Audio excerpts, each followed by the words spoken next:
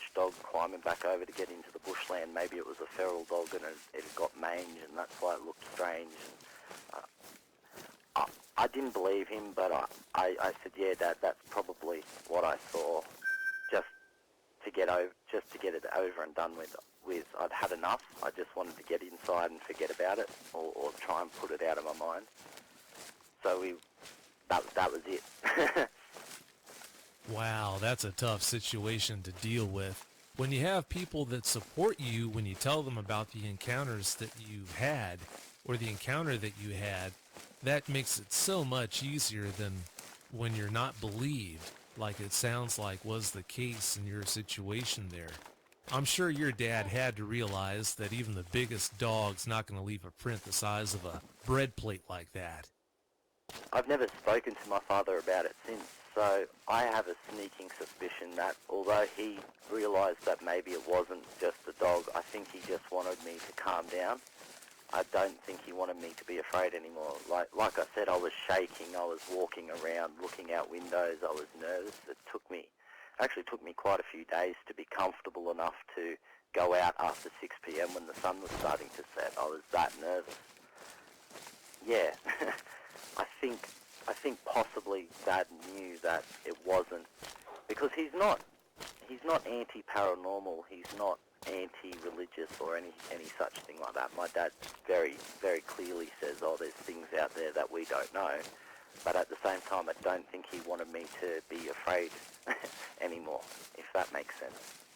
Yeah, that does make sense, but at that point, you knowing that they were out there, it would only be understandable if you did show a lot more caution whenever you went out to do, you name it.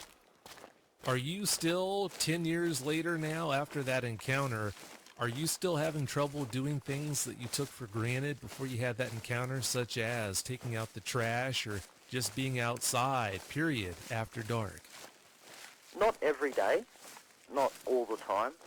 I smoke cigarettes, and the rule around the house is we all go outside to have a cigarette. Whoever's smoking, you just go sit out the front or out the back and have a smoke. And some nights when it gets late and the whole town's very quiet and there's a certain amount of fog around, or maybe the weather's just right, it pops into my mind while I'm having my smoke, and I'll start looking up the street and looking down the back fence and just double checking to make sure that the creature hasn't tracked me down somehow or something like that.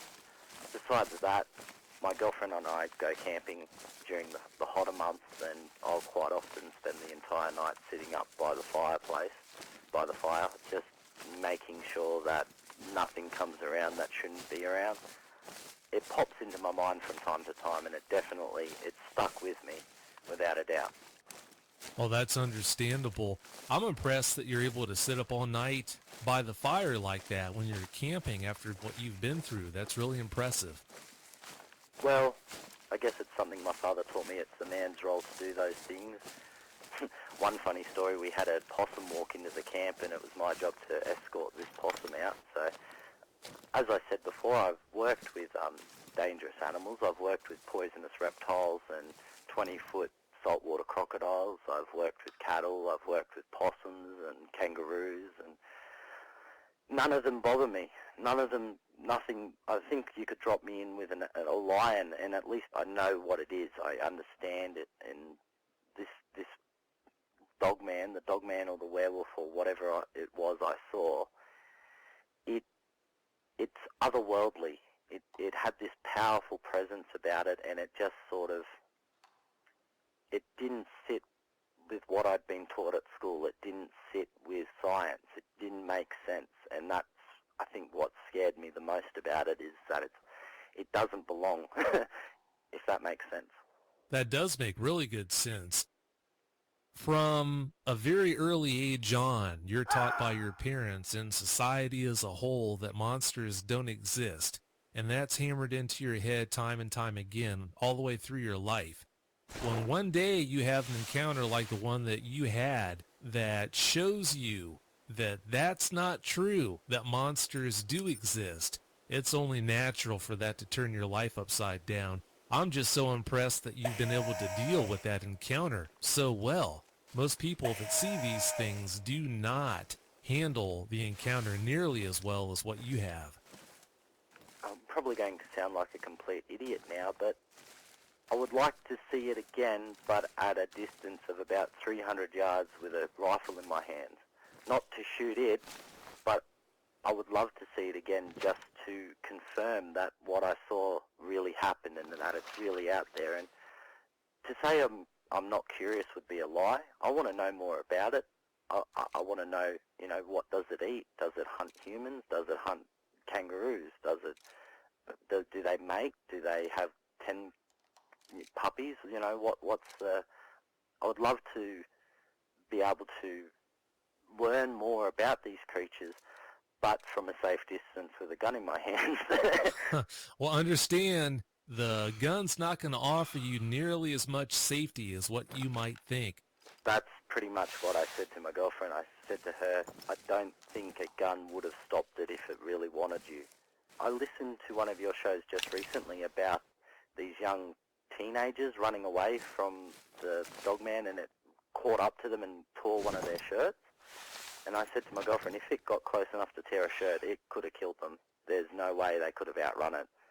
I don't know if they do mock charges like a gorilla or if they just try to get you away from them, but they definitely, the feeling I got from it was like a lion in a cage, like that pure natural power that if it wanted me off that back step, if it wanted to get into the house to get me, it could have. And for whatever reason, it decided not to. It might have been busy doing something else, or it might have just said, oh, it's not worth all the hassle. I don't know, but it really, that's the one thing I took away from it, that to them, we're nothing. We're not strong enough, we're not fast enough, we're not smart enough, we haven't got big enough guns to stop them. That's the feeling that I took away. It didn't appear aggressive to me at all.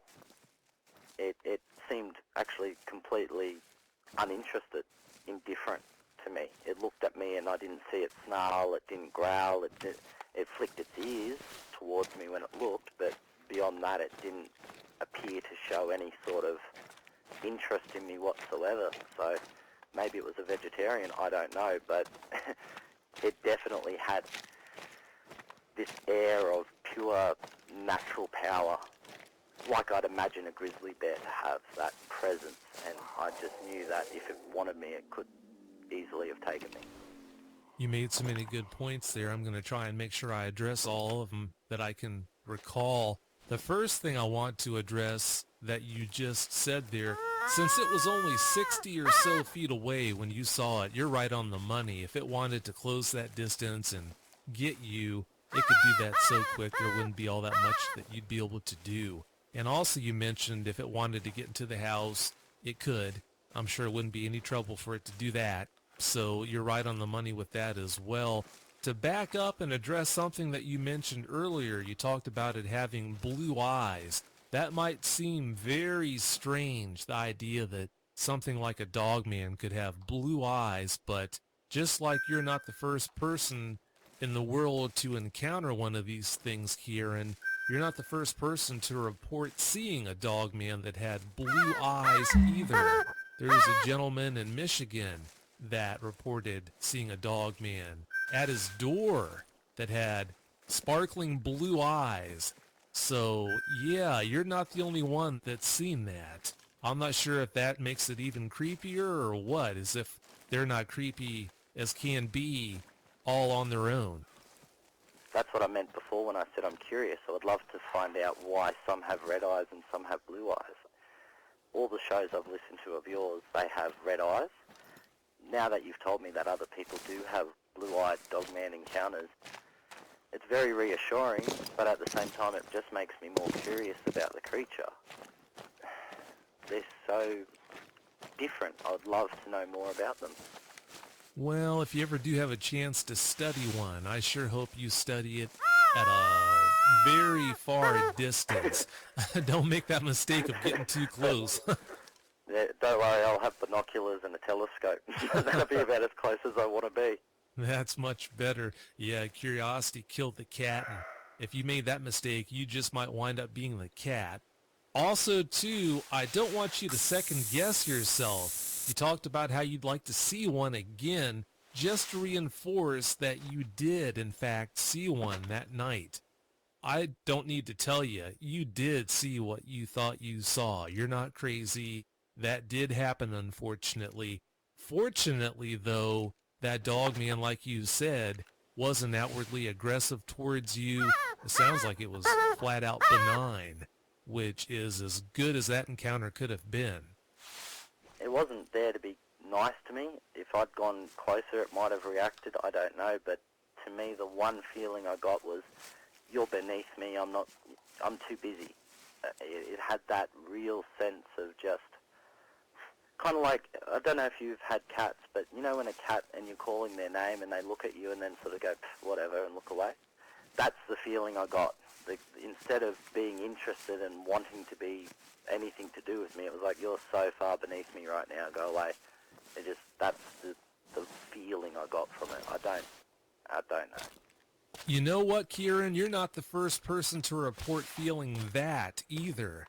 I've heard that on more than one occasion where an eyewitness reported getting that feeling, like it felt like it was superior to the eyewitness.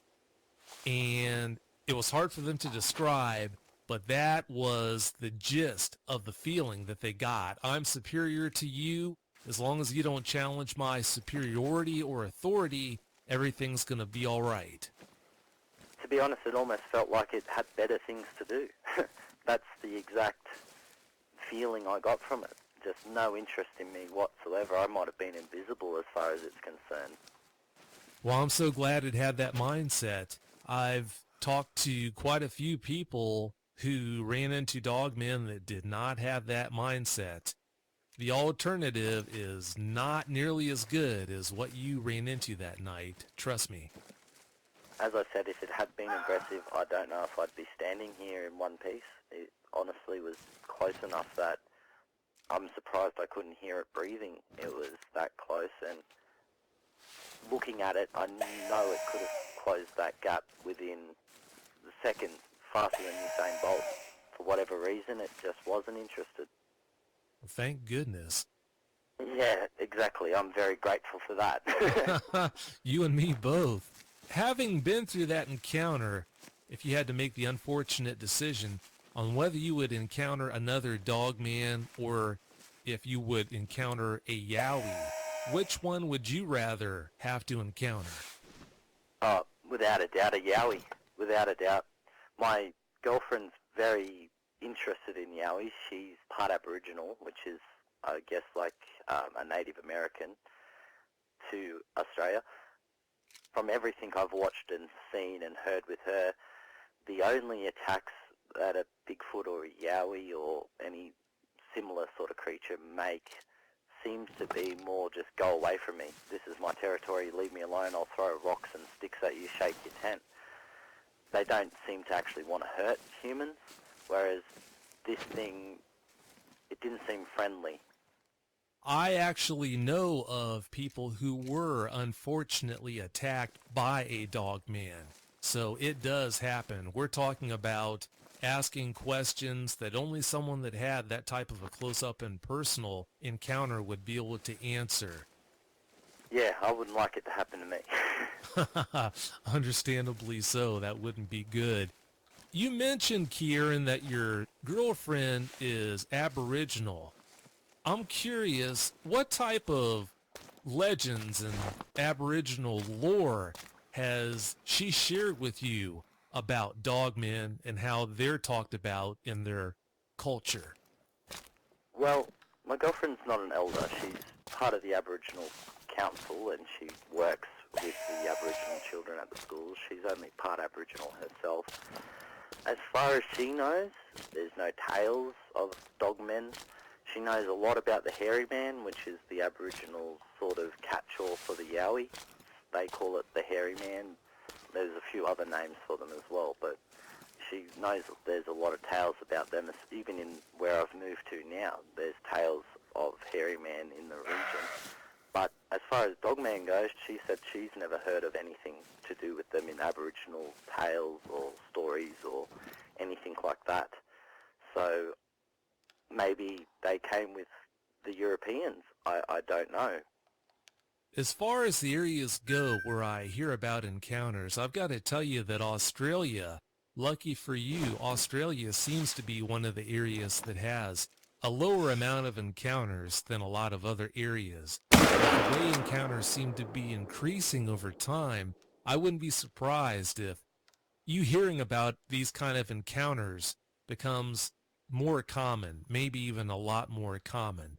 I hope that doesn't happen, but like I said, I wouldn't be surprised. Australia's so big and so very empty. We're a huge country and we've got such a small population that there are just millions and millions of acres for the creatures to hide in. So I wouldn't be surprised if, as our population grows and we start encroaching on more of their territory, the encounters with dogmen do go up. I would not be surprised at all. Yeah, that wouldn't surprise me either. Like you mentioned, you've got so much unoccupied land there where people just don't go. That's right. Watanabe and the Central Coast is quite a sizable area by Australian standards. And my next door paddock went for kilometres of just empty farmland, the occasional thicket of brush, trees, and then behind the house was all national parks right up to the freeway and then the other side of it. So we're talking just where I lived in quite a populous area, there was hundreds of acres there of just empty bushland. If you had that much open land where people didn't go outside of Watanabe there, after you had your encounter, did you hear about anyone else having a dogman encounter? Absolutely nothing. I've heard nothing in the area when I was living there, and I've heard nothing since. I still have some friends who live down there, and I haven't exactly asked, have you heard of any werewolf sightings in the area, but no one's mentioned anything to me, so as far as I know, I was the only one in the region to have seen one. Possibly others have, and I just don't know them, or they haven't reported it, or maybe they don't know who to report it to, if you know what I mean. But as far as I know, I'm the only one to have seen one there. You know, I wouldn't be surprised in the least if you were not the only person in that area to have an encounter. Understand that most people who see these things seem not to want to share it with the public and put it out there. They might tell close friends and family about that encounter, but in more cases than not, it's not something that they're going to broadcast out there where people outside their close circles are ever going to hear about it. It's like, if you say to them, I saw a dogman or a werewolf, people really, since they're so filled in the movies, there's so many werewolf movies and books and the media, I think that people just instantly disregard it, because if it's in a movie, it can't be real. There can't be any basis in reality for it. Whereas if you see other cryptids, such as a Bigfoot or what have you, a Yowie, then people are much more likely to say, well, it's possible, or if you see an alien, people say, maybe you're crazy, maybe you're not, but it's more accepted than if you go around saying, I saw a werewolf, or I saw a dogman, this is what it is, and I think it's far more accepted to see other cryptids. Maybe people just don't want to accept that a creature like that could exist. Yeah, I think you're right on the money with all those points that you made. Maybe people just don't want to accept the fact that these things are out there. It sure is a lot more comforting to think that they're not out there than to accept the fact that they are. Exactly, they can't hurt you if they're not real, so... Yeah, that's right. You've got some really good points that you made there. I want to ask you, you live in Gloucester right now, which you told me the house where you live at has got a lot more in the way of woods around it than where you had that encounter.